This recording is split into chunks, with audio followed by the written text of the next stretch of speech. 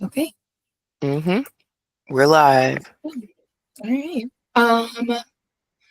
So I did put together some talking points again for the topics that we wanted to talk about, which I'm so excited to talk about. We've been like talking about it for like a month now. So Right? We're talking about it probably longer than we will actually talk about it today. end up That's how talking about it excited we today. were. So people pleasing versus harmonizing. I wanted to kind of give you the floor. This is definitely a topic that you picked out that I was very interested in, and I kind of want to know like how you came to it and like what angle we're taking with it today. Yeah, I love that. So I definitely need to start by identifying myself as a people pleaser in recovery. So hi, I'm Ciandra, and I'm a recovering people pleaser. And as a people pleaser, I have had the opportunity to take Clifton Strengths. I don't know if you've ever taken one of those, the little Strength Finders test that sometimes jobs will have you take. And so I took one. I took one on my own because I'm curious and I want to know things. And then I took one at work. And both times that I took it, harmonizing was a strength of mine. And as I have reflected on the two, they are definitely linked, but it can show up as a strength when it's harmonizing, and it can show up at a detriment to me and the people around me when it's people pleasing. So I really wanted us to just talk about the difference between the two and how to identify when you're doing one versus the other and making it a strength, because it is a strength. It's not a bad thing. I think that like often the things that we struggle with, we don't see how they are strengths and are useful for us and are things that have helped us cope and survive and thrive in ways. And so it's not like, get out of here, boo, you suck. It's like, okay, how do I integrate you into my life in a way that works well for me? I love that. I definitely have had some chapters in my life that were about people pleasing. But like you, I struggle with anxiety, and I found out maybe 10 years ago that it's actually my superpower. It makes me like hyper aware of things and like very on my game and like super organized. So I sort of training yourself from sort of like a weakness into like a strength, I think is really, really powerful. So tell us more about how it is you sort of went about manufacturing this new mindset of like harmonizing instead of people pleasing. Or we're still a work in progress, We're probably, right? definitely still a work in progress. But I feel like for me, I talked about the trip that I went on with my friend to Seattle. Dang, that was a month ago now. Time is flying. But she is also a people pleaser in recovery. And so, like, when we were talking about, just things that we would do in our friendship and how we would relate to each other, things that we would do and how we would relate to, say, our family or our partners, and finding people in our lives being like, why are you, what are you doing this for? And it's just like, oh, I just operate like this. Like, I'm trying to do 15 things at once. I'm trying to make sure you're okay, make sure I'm okay, make sure everything is okay. And I'm still tired and I'm feeling a little burnt out, but that's secondary. I need to make sure that everything is okay. And I need to make sure that everybody is happy with me and everything is okay. And having real kind of a real kind of check from someone in our lives. For both of us, it was our partner being like, hey, you don't have to do all of that for me to be pleased with you. If you exist and you're alive and you're taken care of and you're well rested and you're relaxed, that makes me pleased. And it's like, yeah, sure it does. But what if I just do these things that I already put on my to-do list that I said I was going to do for you to make you happy? And they're like, yeah, sure, that's cool. But like, if you do none of it, it is okay and it is enough and I am happy with you. And so I feel like that was probably the biggest like buck stop for me with the people pleasing of like this person who, doesn't know me from Adam, who I am building a new relationship with, doesn't have the expectation for me to be a people pleaser that all of my previous relationships have been built on. That you And built it is. yourself. Yep. Yes, and so I know that this is the way to be in relationships. So it's very radical to be like, "You mean I don't have to do this?" Or like, "You mean you still will love me and And if this new person who is walking into my life will love me in that way, for sure, all the people who are already in my life who have been pleased for years, okay, and who have more skin in the game, who have either given birth to me, grown up in a household with me, or have known me for 10 plus years, can adjust to me no longer being a people pleaser. And I can prioritize being in harmony and getting good feelings and getting the whole group to be in consent and agree, as opposed to sacrificing myself and making sure you're happy regardless of how I feel. It almost feels like when you're talking about this, it almost feels like it's an energy shift too, because people pleasing is very much like task driven and like toil, whereas harmonizing is really more like reading the room and sharing an opinion or having a conversation. So the energy difference is like kind Hmm. of wild to me to think about it in that way. Yeah, that's a really good call out. I definitely think there is a difference. I feel like because the people pleasing is like either people like me or they don't like me, and that's all me. That's all me, my mind, and how I feel about it. I feel like the harmonizing is either we're all having a good time and I am included in the we, or we are not having a good time and I'm going to engage with someone to try to bring them into the fold, not sacrifice myself, but like engage with them to bring them into the fold so harmony exists for all of us. That's interesting too, especially with our like firstborn kind of status, like the birth order thing. I think as the oldest child, we feel very, very much in charge of like keeping the flock together. And Hmm. sometimes that's an act of love, and sometimes that's an act of people pleasing. And there is definitely a different feel, right? Like if I'm when I was at HelloFresh working there and people did not want to work together and get along, that was work. But like when I'm with my family, like harmonizing is easy because we all have similar opinions. It's just like an Hmm. easier space. So, in your opinion, sort of bringing this harmony concept into, let's say, a corporate structure, as some people do, how do you think we would find harmony in a place where we're with a bunch of people that are not like us and maybe don't like us, period? Uh, First of all, that I can even imagine. Sometimes I think about who doesn't like me and I can't picture them. Who doesn't like me? Me? You? Corey? Us? How? They need to look again. They need to reconsider. They do like us. I can't imagine. So yeah, that part just rocks my world. I couldn't even imagine someone disliking me. That's their problem. That's the first thing that I'm gonna say about that. But in terms of like bringing the harmony in a space where there are so many differing opinions, I think the magic is finding the thing that we agree on. Like we I wrote this down like last week. I think I had it on like a little sheet of like a part of my deal as a harmonizer is like we're all in the same boat together and we need this boat to get to where we're going. What do we agree on so we can all stay on this boat? Because I also feel like there's a certain point where some people may get pushed off the boat. I can't control that. I try to harmonize with you. I try to bring you into the fold. Those people over there don't like you. They're stronger than me. They push you off the boat. But I want us to all be on the boat together.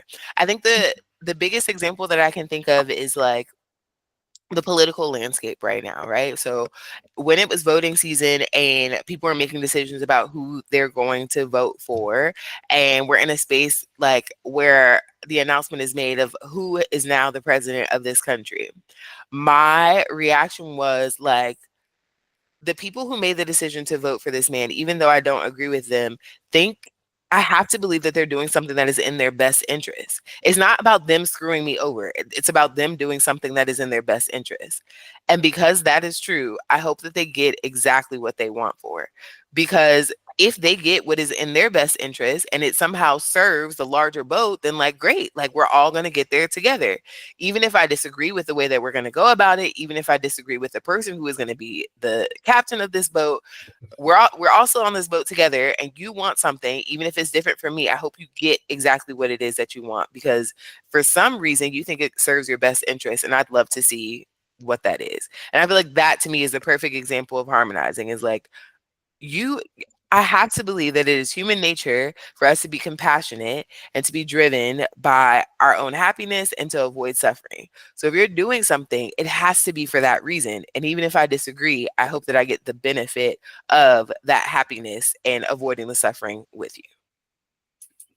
Yeah, no, I take a similar stance, just being in business in general for most of all of my adult life. You have to get along with people that aren't trying to be in your boat, but they end up in your boat anyway, right? So on the political landscape, I feel like people are trying to do the best they can for their family, right? Like they really believe that they're trying to do the best they can for their circle. So I'm very much aligned with that as well. Being a harmonizer, I think dealing with people who are not harmonizers makes it a little more difficult too. Like, what are the Mm, other like personality types that kind of clash with that? Like, how do we deal with that? I think it's like a broader conversation, but like, what is the mirror image of harmonizing? Because it's not people pleasing. People pleasing is sort of like a different thing. The opposite of harmonizing, I guess, would be disharmony and like somebody who comes in to cause chaos. And I that feel is like what I ran into in corporate America. That it's not that they didn't like me. It's they didn't like having a differing opinion was kind of like where they were mm, at. So yeah, I feel like there's lots of personality types that don't necessarily get along with harmonizing, but if you're really good and practice at harmonizing, you can sort of smooth over all of that, like Jedi mind trick stuff, right? Like if you're really good at it, you could really kind of, I want to say manipulate anybody, but it's not, I don't know. Relationships are manipulation anyway, right? We kind of submit to this, like being in a relationship with someone romantically, professionally, we sort of submit part of ourselves to that. So that's what we mhm. get. Yeah. But it's funny that you bring up like the opposition, like an antagonizer, a person who is just anti everything and like, a rebel with no cause. I know those people. And I also feel like that's where maybe where the harmonizing and the people pleasing kind of meet in a magic moment, because harmony is not necessarily the thing that's going to win that person over. I think that there is a certain amount of like the manipulation that comes with the people pleasing to get that person on your side first.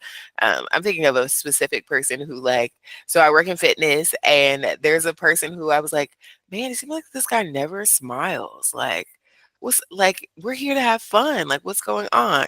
The first time that I made him smile, I was like, "Oh, I got him. That's it." I'm like, "I know you're an antagonist. I know you don't smile for other people. I know you won't chuckle anything. Like, no, you will not emote for others. I got you now. Now we're friends and now everything's okay." But that was the harmonizing, people pleasing, like meeting at a magic point to be able to make that initial connection. And work to get, because I think other people wouldn't care, right? Like I think that's the people pleasing part, is like other people would be like, dang, that guy always has an attitude, sucks for him. That's not my approach. I'm like, we all have to harmonize and be happy in here together. And if I gotta like, twist your arm to get it to happen, I'll do it. Yeah, I definitely think, especially in my past professional life, I feel like I always had everybody owed me a favor all the time. I had already Mm, done something for them. And I feel like that's like self-serving, people pleasing, and at the same time, it's like social currency in corporate America, right? It's sort mm-hmm. of like this. Everybody owe you one. You can't be in trouble, right? They'll get you out of a tight spot. Yeah. They'll answer your call at 11 o'clock at night if something happens. But I wonder if that does play into sort of like the line between people pleasing and harmonizing. Like how do we really make that definition? Because I feel like as we're transitioning out of people pleasing, we're still going to have some tendencies. So like, Mm-hmm. what do you feel like we should look for as far as like auditing ourselves, right? The should police, right? How do Mm-hmm. we like audit ourselves about harmonizing versus people pleasing? What does that look like to you? Yeah, that's a really good question, and I want to hear your perspective on it as well. I think for me, what you said earlier, that definition or distinction between work, right? Like people pleasing to a certain extent feels labor intensive because it requires some sort of self sacrifice. It requires you to deprioritize yourself in an effort to make others like you, be pleased with you, earn their respect, love, whatever. And I think harmonizing is you being incorporated in the group.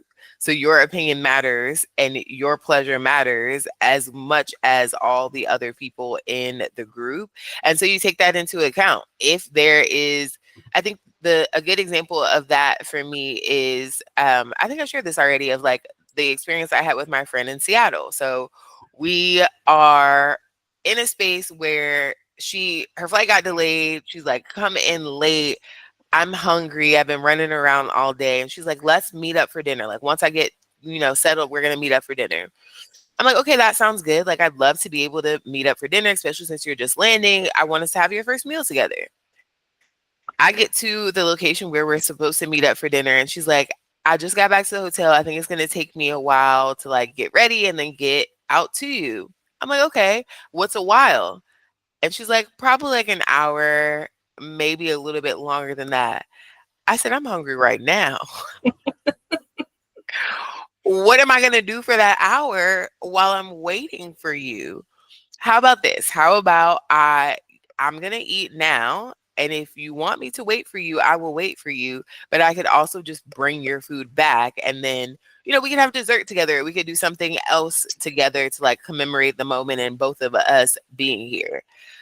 People pleaser would have been like, oh, well, it's no worries. I'll just wait, like I'll sit here, wait for you, wait until we can figure it out. And like, I'll just wait. It'll be fine. I definitely don't want you to miss having our first meal together.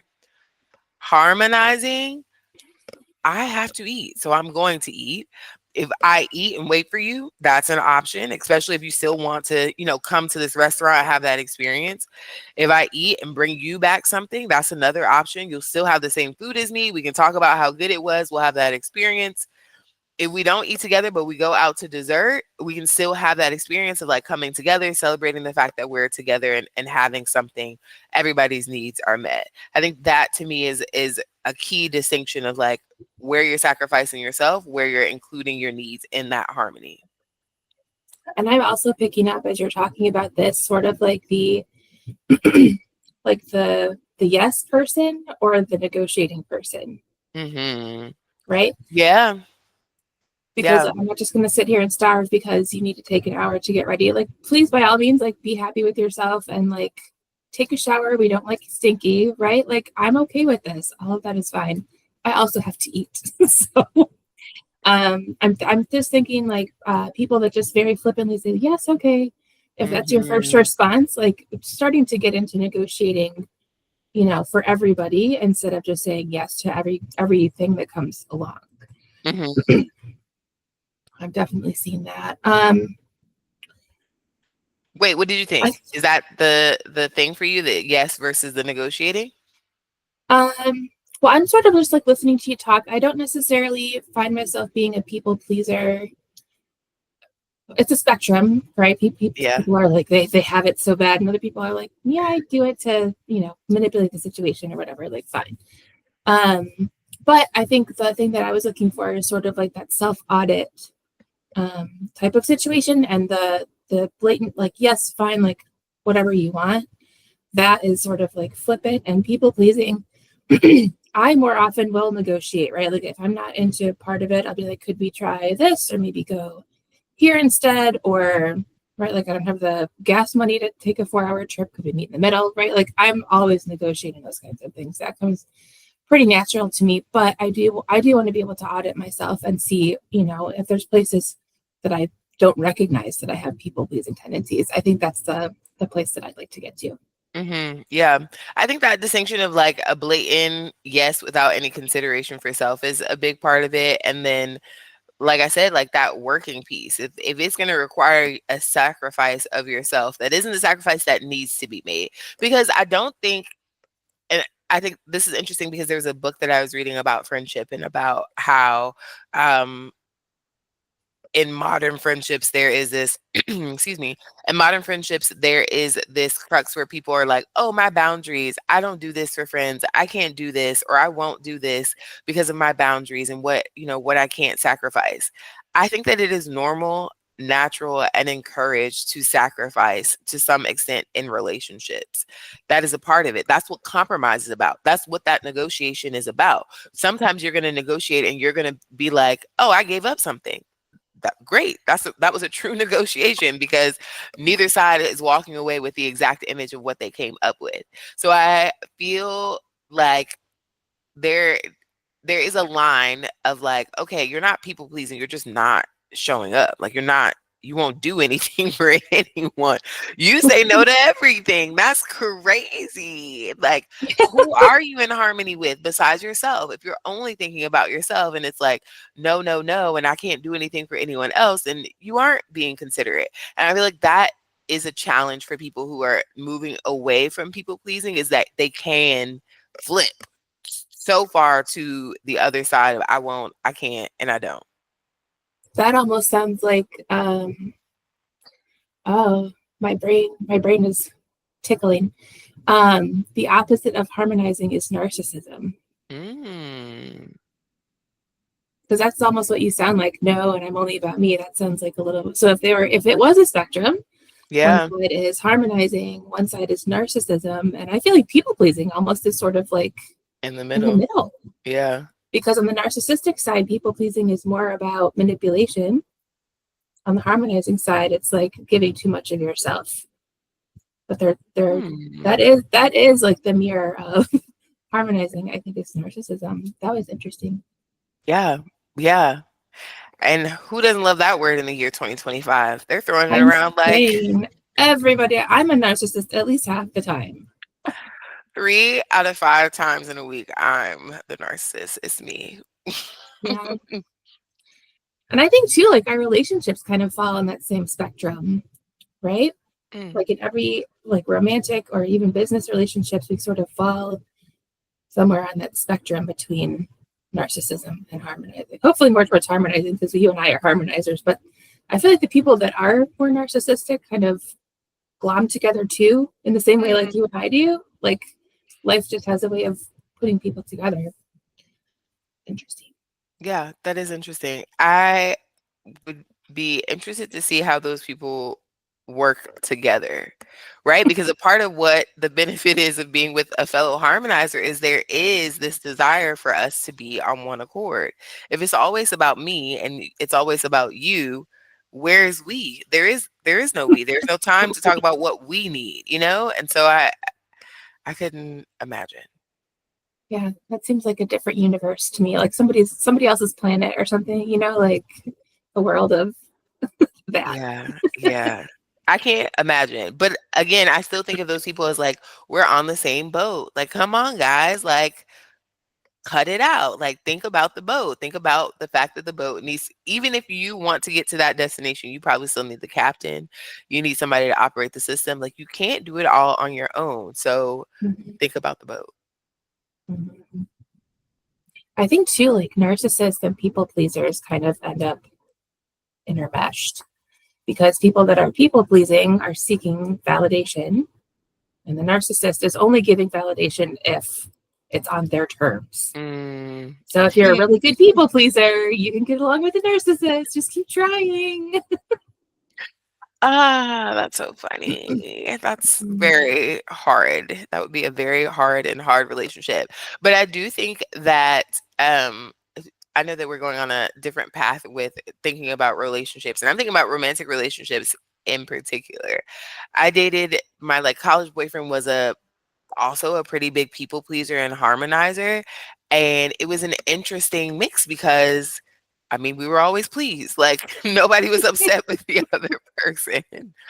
And the I guess like the breaking point in that relationship was when I did something that was outside of what was I think even just like conceivable to this person. Like I couldn't believe that you would do something like this for yourself. Like you would make this decision without consulting me, without bringing me in. And it's like, no, I made this decision because it was like the best decision for me. Like I know that like it's going to suck and it's going to be a challenge and things are, but it's like the best decision that I could make for me. And I think that we can still make it work. They were like, no, we can't make it work. This doesn't work.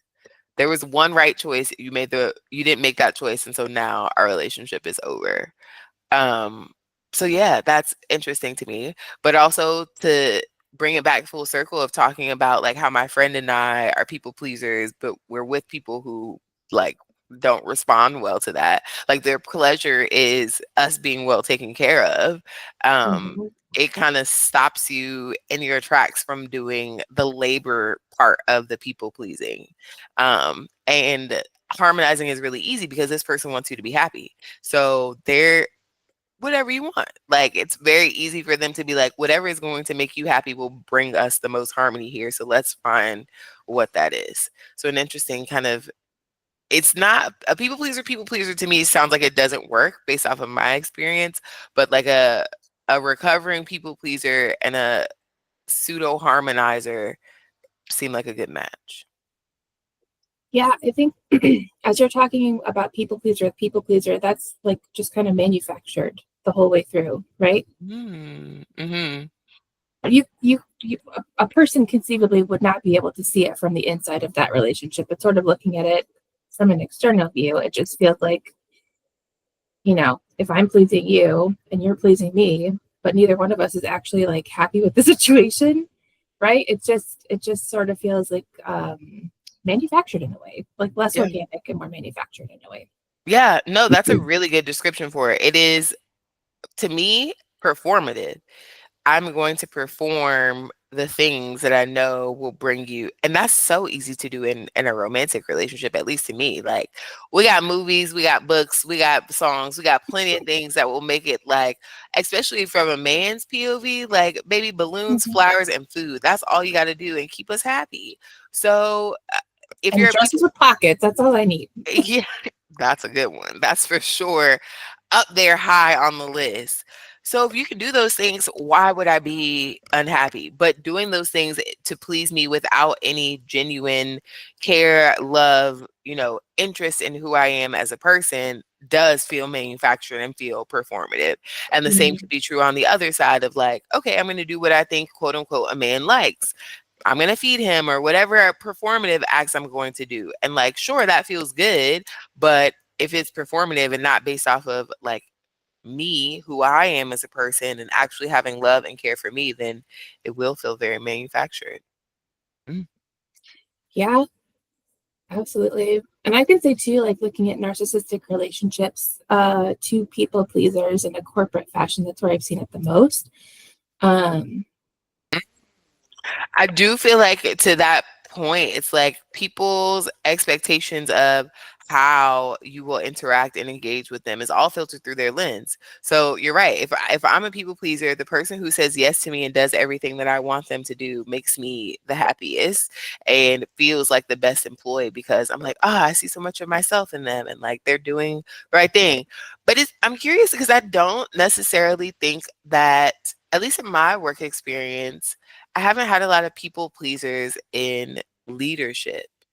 And so I couldn't imagine that working very well for them.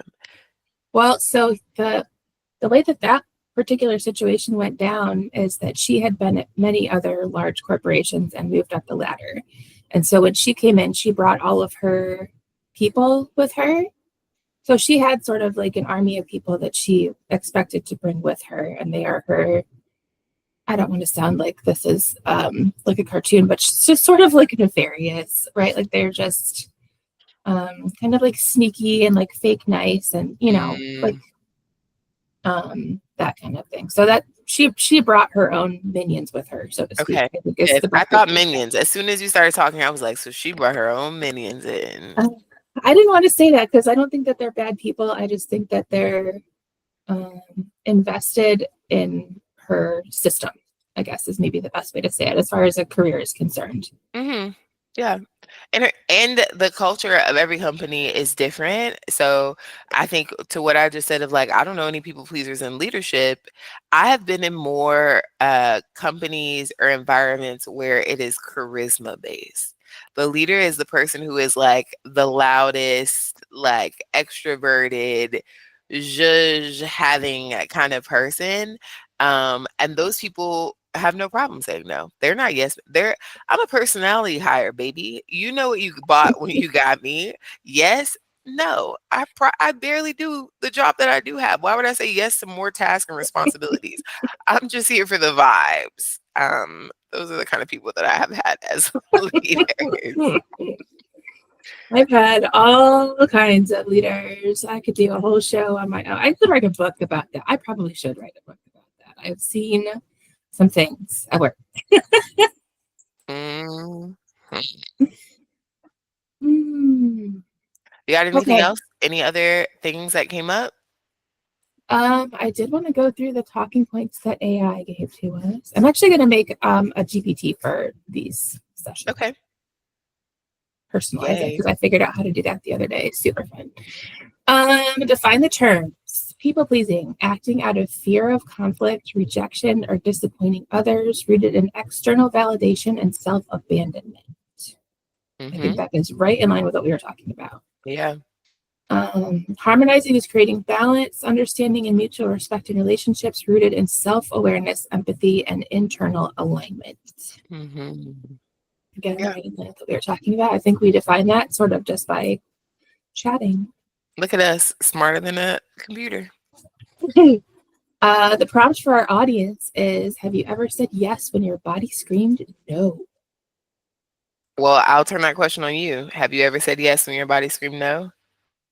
I traditionally have not done a good job of listening to my body. So, I think that is maybe even a sort of refined version of people pleasing, right? That I just don't feel anything. Yeah. It's like my response to um, not harmonizing, I guess, really. So that's interesting. I'll have to think on that.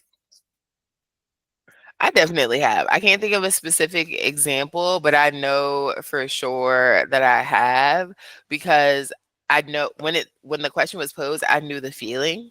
Like I know the feeling of my body saying no, and so I know that I have come across that and gone forward anyway.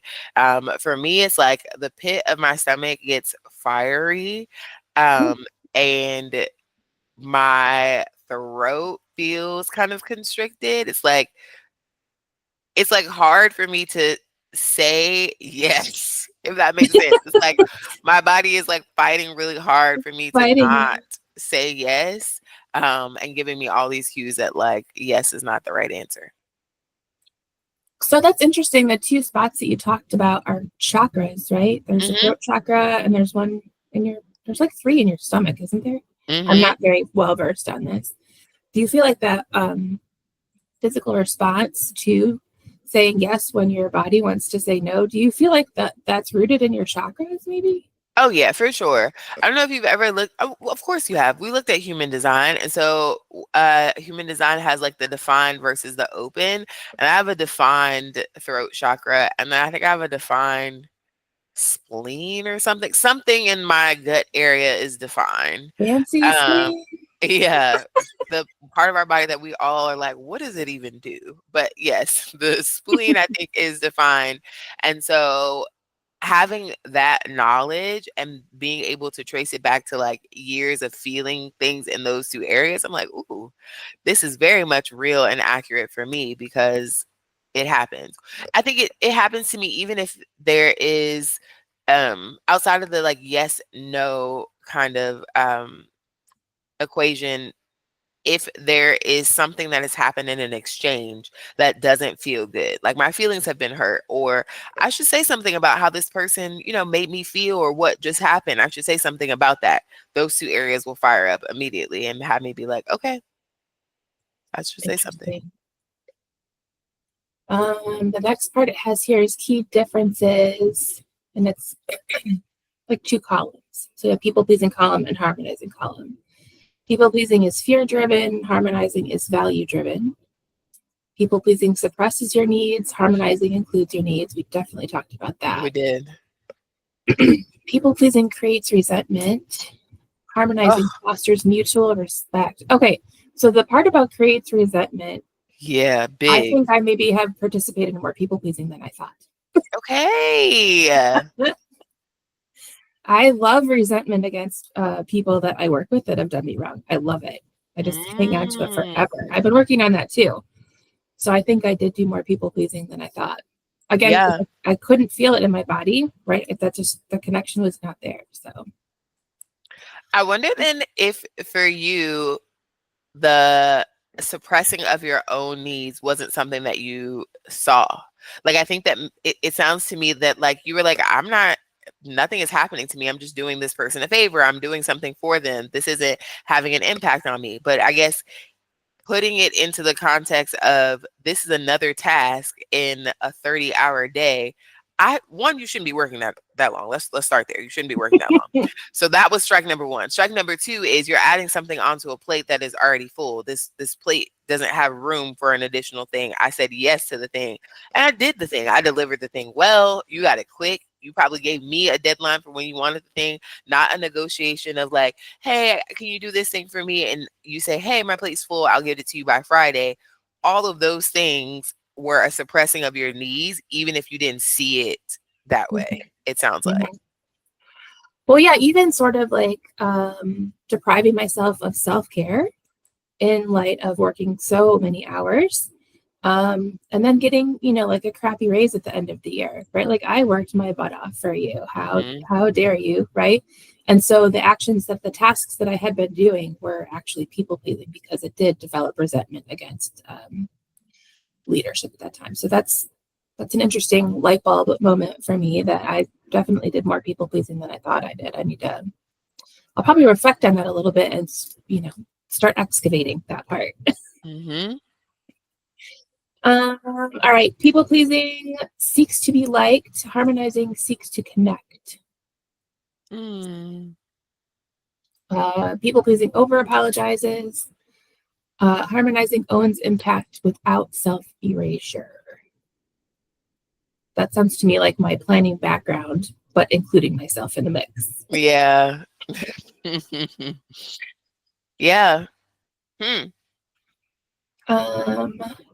Truth bomb. AI is giving us a truth bomb to drop on our recording today. People pleasing is pretending peace exists. It's not the same as creating it. I like that.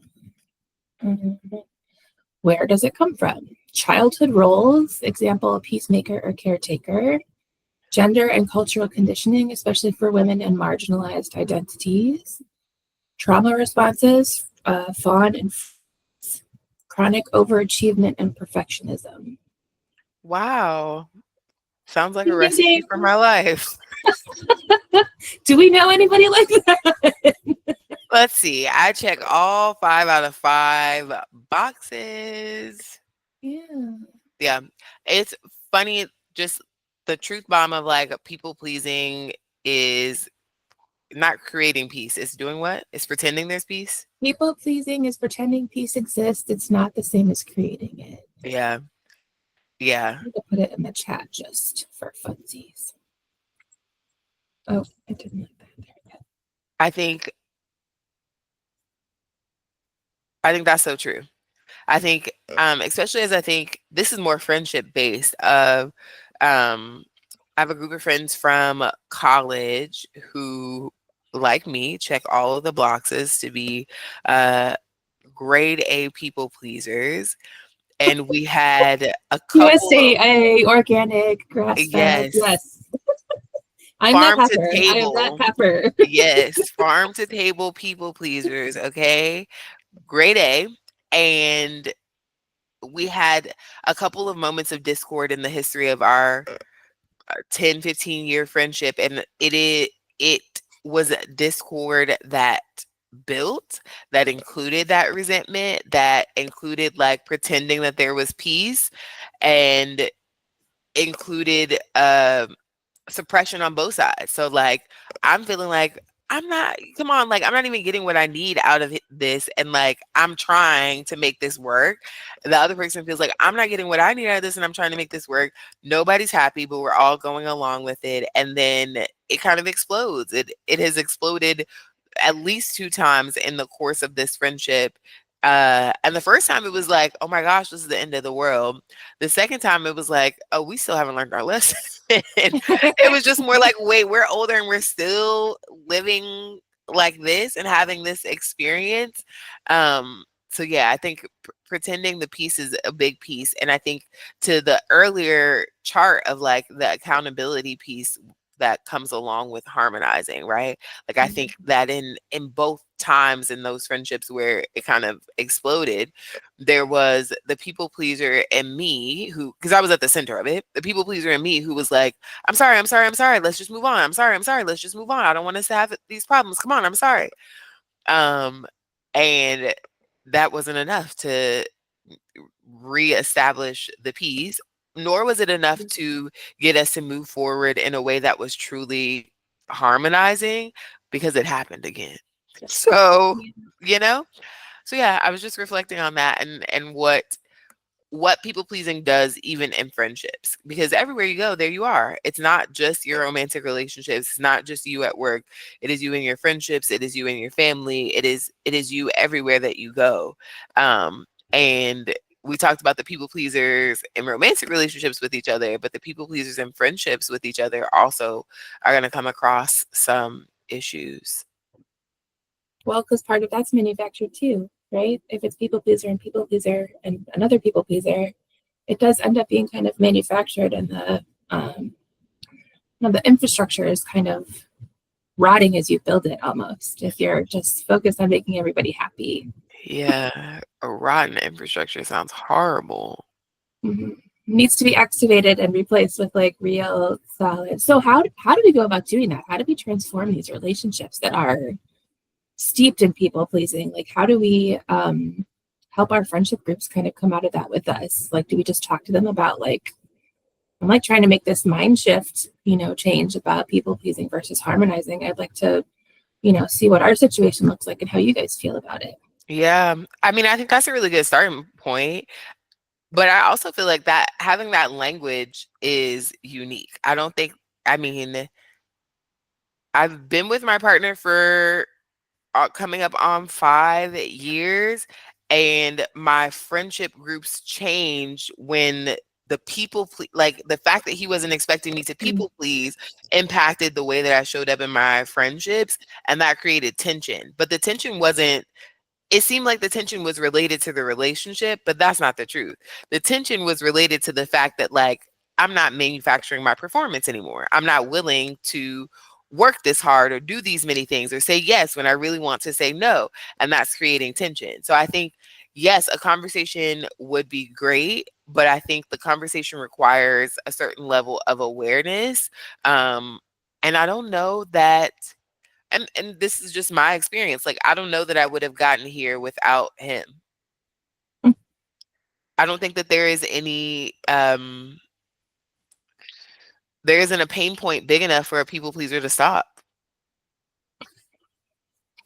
That's true. And I like your viewpoint as like, as you're evolving, that your relationships change, right? And sort of like some of them dial up and some of them dial down just kind of naturally based on sort of like the shift that you're going through. So I know it probably doesn't feel like progress when you're like moving away from people, but in a sense, it really kind of is, because you're surrounding yourself with more people that you want to be like, right? They say like the people that you hang out with are people that you want to be like. The 5 people you hang out with the most, I think, like makes up your personality or something. Hmm. So I like that perspective of sort of like, it's not necessarily a bad thing when your friendship profiles change over time, because either you evolved or they evolved or both of you evolved, and that's probably great no matter what. Yeah. And I mean, I think even to what I was saying of like that friendship group being a group of people pleasers, it may have only been able to implode. Like that may have been the only way for it to successfully end, because if not, we were just going to keep performing, keep trying to figure out a way to make it work. And I also think that the the freedom and the space from being a people pleaser and moving to a space of harmonizing is that the people that you include, you actually want to be in harmony with them for no other reason than because you like them, because we are a part of this group together, because we do really enjoy each other.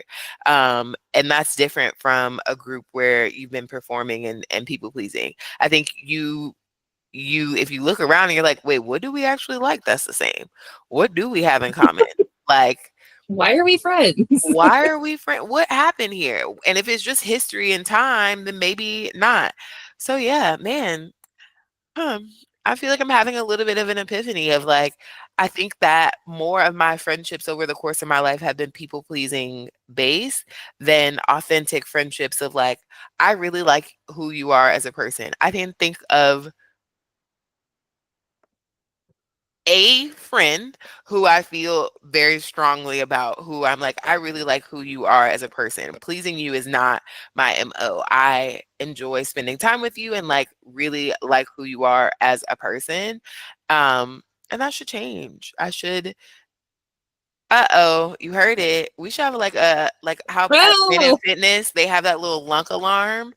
I should have I did it again. We need like a clapper or something of like, she did it. I just say, I want want to. I will. I mhm. want to. Yep, yep. I want to have more friends that I feel genuinely drawn to and want to be in harmony with because of who they are as a person. Yeah, I like that too. I made some decisions in my late 20s about who I was and wasn't going to be spending time with. This was based on, some people that had addiction issues. This was based on, people that had kids and were in the suburbs, and I had moved to the city, and like, we're just not going to be able to hang out. Our lives are just going in different directions. I love you. Let's keep up on Facebook. Like, but that's it. Right. So I made some difficult decisions with that. And like no resentment, right? Like I made my peace with it. They made their peace with it, and everything's fine. But I like your idea of sort of checking in with the body, right? I'm doing so much more of that now. Checking with the body when I'm hanging out with somebody or like talking to somebody, like where do I feel it? Where do I feel the conversation? Right? If I just take a minute and sort of like listen. Um, so for you, since you're a little more practiced at that than I am, where does that show up in your body? Like when you're with that person that you just really love hanging out with, where does that show up in the body for you? Yeah, that's a good question. I think mm, I don't know if there's a specific part of my body. I think I just feel lighter. I feel unburdened. I feel Yeah, I feel very unburdened. I feel like it's not necessary for me to put on a mask or do or be anything other than myself. I feel like I can just Right. show up. Yeah, that's good. I gotta pay more attention to that. I'll circle back on that. That will be my audit for the week is how does my body feel around people? Yeah. It's trying to tell you something all the time, if only you'll listen. I know my ears don't work so good with that one. Yeah. All right, how to catch it in the moment. Do you say yes and feel tension after? Excuse me. Are you scanning for others' moods more than your own? Mm, Now, this is interesting because I was taught how to read the room when I was an IBM, mhm. right? Sales tactics and manipulations and things. So I'm scanning. Just it's like ingrained in my head right now. It's been 20 years. It's in there. It's not going anywhere. Now, Yeah. all right. The ask for the audience is: are you showing up in the room full self or just your most agreeable self? Aha. There we go. Burr. Mhm. I'll put that in the chat too. Yeah, my old boss. It's like, how can you be so positive all the time? And I'm like, joy is a choice. Now I'm thinking to myself, like, what kind of people pleasing caca is that? Ah. Now, I will say, I think this goes back to what we were talking about it being a strength. Is like, I do feel like there is a space and a time for everything as it relates to like how I show up in certain spaces. Like the work that I do as a fitness coach, like this is not a space for me to be very burdened. Like people are in here, we're playing loud music. I'm trying to have as much fun as possible. They're trying to have as much fun as possible.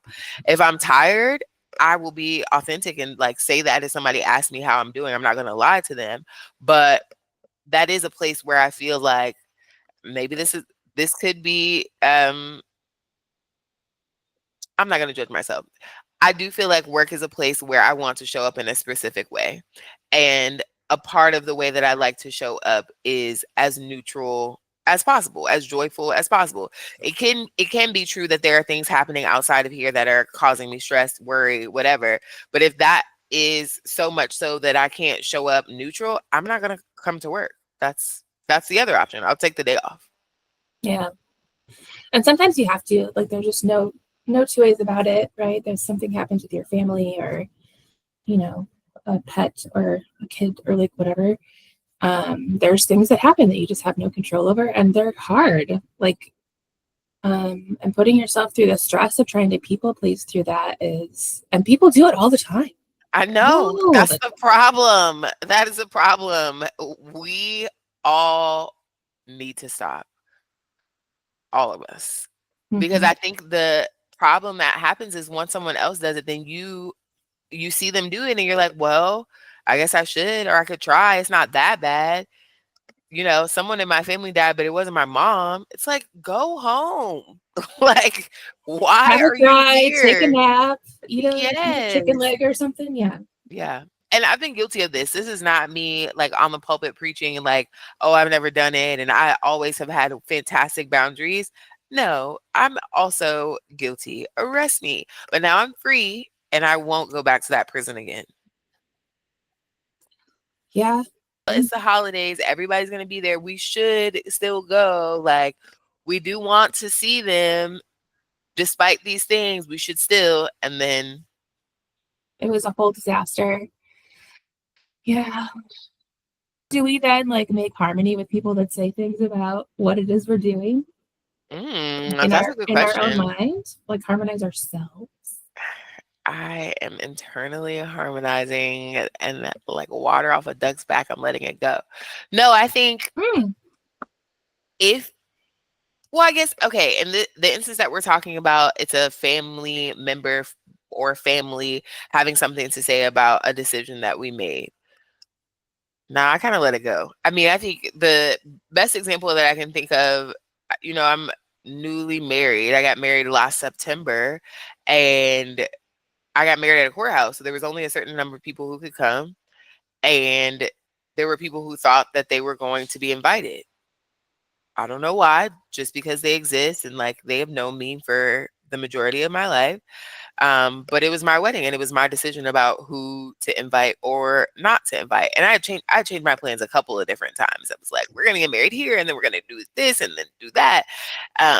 And in the midst of some of those changes, like there was someone who I had to be like, hey, due to these changes, you won't be able to come. They were like, well, can I still come and just, be around and spend time? And I'm like, you good, but what's that going to do for you and what's that going to do for me? Like, why would we do that?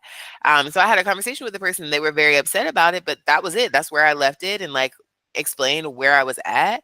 And I think the harmonizing part is the direct communication. The fact that I said something to you directly and didn't let it just fester or you have to hear it from someone else. I did my part to be explicit and to be clear and to be direct.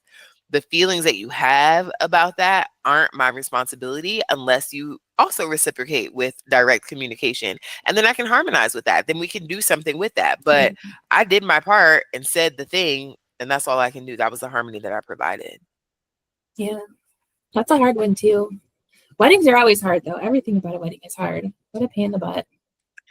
Yeah. I said that we would like do some type of anniversary celebration when we make it to a milestone, like 10 years or something.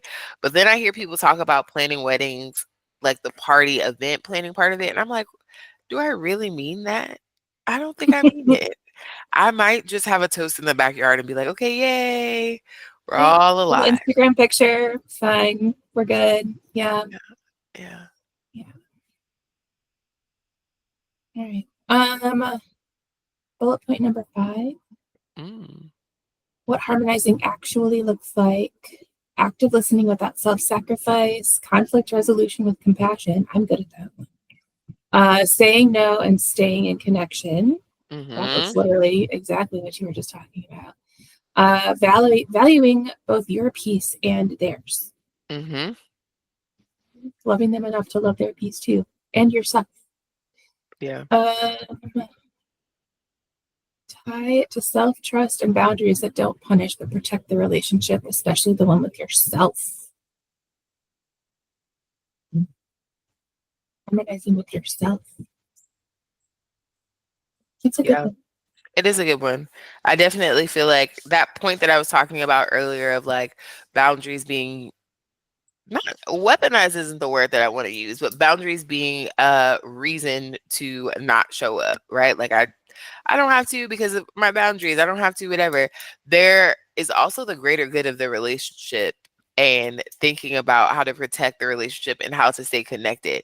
And so maybe that's a part of the deciding factor as well. Is like if it's going to cost me my relationship to say yes or to say no, one, is this relationship one that I care enough about that like I am still okay if I say no?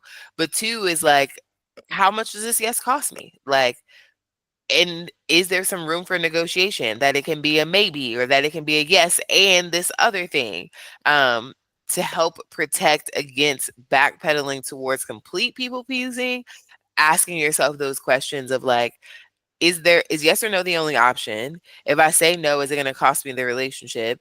Am I okay with that? If it's not going to cause me the relationship, what is another answer besides yes that will meet my needs and meet the needs of the relationship and move forward with And those then things? you get to the negotiating part. Yeah. Yep. How to shift from people pleasing to harmonizing. Pause before agreeing.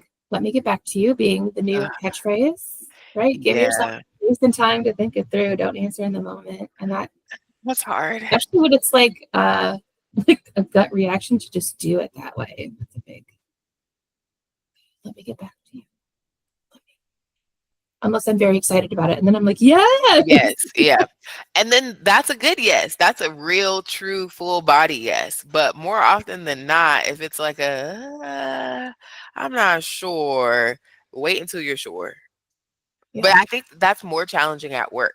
Because when you said, like, let me get back to you, I thought about, like, I got a Slack message and it's someone asking me to do something, and I really want to say no. The answer to me is no. Or even in my current work situation, people will send text messages asking for people to substitute and coach their classes. And more often than not, my immediate answer is no. Like, it's not like I'm not jumping at the bits to like pick up an additional shift in a time that's inconvenient for me. And so taking the space and pausing before giving an answer, I think is more challenging at work. I think so too. I think I also ended up sort of manufacturing these sort of internal policies about that. So like if my Tell me boss would more. Slack message me, I need you to do this. And I'd be like, so my priorities right now are 1 and 2 and 3. Which one of these things would you like for me to give up to do this for you right now? Help me prioritize to make sure I'm aligned with the goals of the team or whatever. Hmm. Right. So that doesn't necessarily give me time to like say yes or no. It's really just sort of negotiating, right? Like you're paying me for my time and I want to make sure I'm using my time correctly. Yeah, So as a buffer, explain to me which one of these things comes off my list so I can make room for that one. that's a good one. But that's a negotiation, right? Hmm. Mhm. Yeah, no, that's a good one. I like that one. I definitely feel like, um, hmm, yeah, I'm simmering with that because I have worked, my first career was a teacher, and it was less people asking me for things and just more a million things that needed to be done. And how do you manage when they're like, how do you really is more about telling yourself no. Because even now, that's what it is. It's like, how do you tell yourself no and to pause and create an internal system for yourself that works?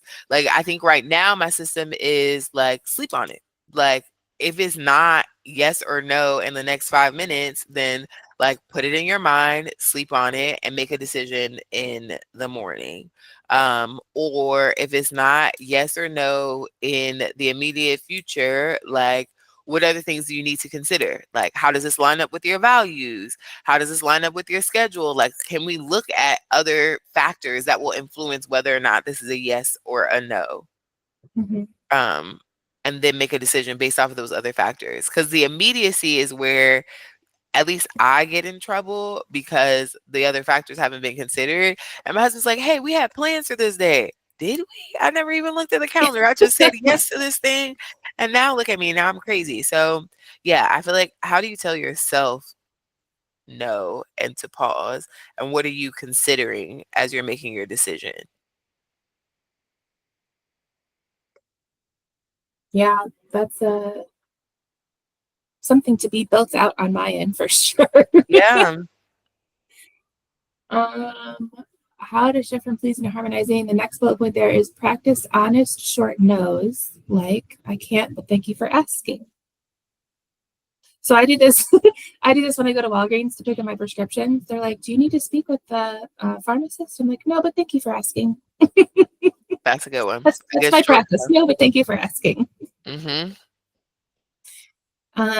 Third bullet point: check your motives. Am I doing this out of love or fear? I think Mm. the one that goes with that is like, am I excited about it? Mm-hmm. It's giving us a journal prompt. I didn't know we were journaling, but thank you, AI. What do you, I think will happen if I disappoint someone? I feel like that's kind of like having anxiety, right? Like my anxiety likes to go to the moon with something like that. And it's oftentimes not as bad as I think it is. Yeah.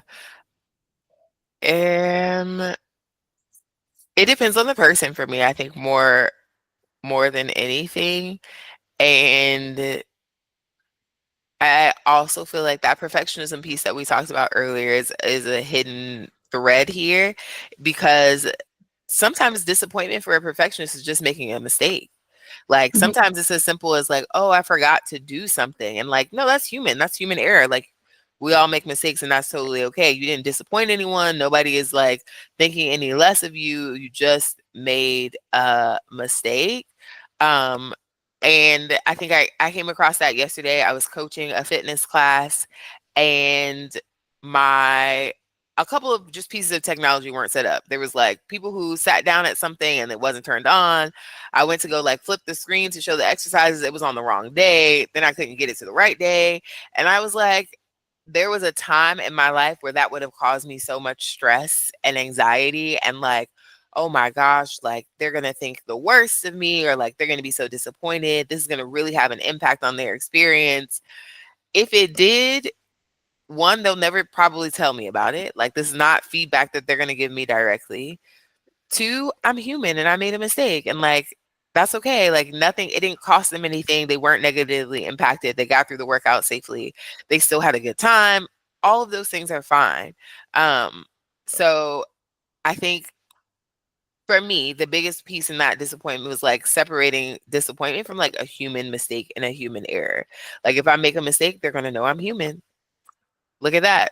I'm glad now they know. So when I make another mistake, they won't be surprised and feel like they've been blindsided. Now they'll know like, oh yeah, that girl's a human and she made mistakes. Well, and that like ability to just be vulnerable about that instead of like getting in your head to go drive the struggle bus because you made a mistake. That's like a whole other path. I know that one pretty well. But also like the vulnerability of like, man, I'm having a tough technology day today. You ever had one of those, right? So sort of being vulnerable with people really kind of builds the relationship, especially like over time. Not that you should have a mistake all the time, but just like, help Yeah. us all. We all have this day, right? Mhm. Yeah, for sure. And I also feel like, to that point, maybe this isn't 100% related to people pleasers, is like give yourself a good audit analysis of your track record. It's like if these people have been in class with me 20 times and one out of the 20 times the technology didn't work, is that really representative of who I am as a coach and what I'm capable of? No. Yeah, the Same is true. statistics are in your favor. Yeah. Yeah. Or same is true for people pleasing. If I say yes, usually 18 out of 20 times I say yes, the 2 times that I say no is really not going to be the end of the world or the end of this relationship. And if it is, then that person was only in it for me to say yes, and that's not a person I want to be in a relationship with anyway. Yeah. Can't be giving 1,000% of the time. Cannot do it. It's got to close with a reframe. Yeah, that's kind of mid. You said it's mid. It's mid. You're not difficult for heavy needs. You're just not disposable anymore, which I guess is a little poignant, but it's kind of dark. Yeah, the disposal piece got a little. I didn't like that too Dark, much. right? Yeah. What am I, uh, garbage? I think instead of that, what I would like to do is hear what you have to say about this harmonizing piece and how it fits into sort of like an overall human mindset. Like, what are the benefits of going from people pleasing to harmonizing, as far as like going through the world as a harmonizer now instead of a people pleaser? What does that look like for you? Yeah. Hmm. I think Well, I think we started off talking about this as looking at it as a strength, right? And so Mhm. going through the world as a people pleaser means that I'm looking for everyone else to say that things are okay based off of my actions. Like, I'm looking for that external validation. Going through the world as a harmonizer, I'm doing the things that I'm doing because they are right to me, and for the greater good of the group. I still care about the entire boat, and I want everyone on the boat to get to where they're going. I'm just not willing to get there with me being in the deepest, darkest part of the boat, unfed, sad, and wet. That's really the biggest difference. Like, I'm still on the boat, but now I'm enjoying my ride on the boat, and I am looking for ways to make sure that everyone is enjoying their ride on the boat and creating that harmony. Um, and yeah, I think that that's the biggest thing. It's like I'm still on the same boat. I'm still existing and walking through the same world that I lived in before, but the lens that I'm looking at that world through and the way that I'm engaging with that world has changed for the greater good of me and for the greater good of the people around me. Mhm. I like that.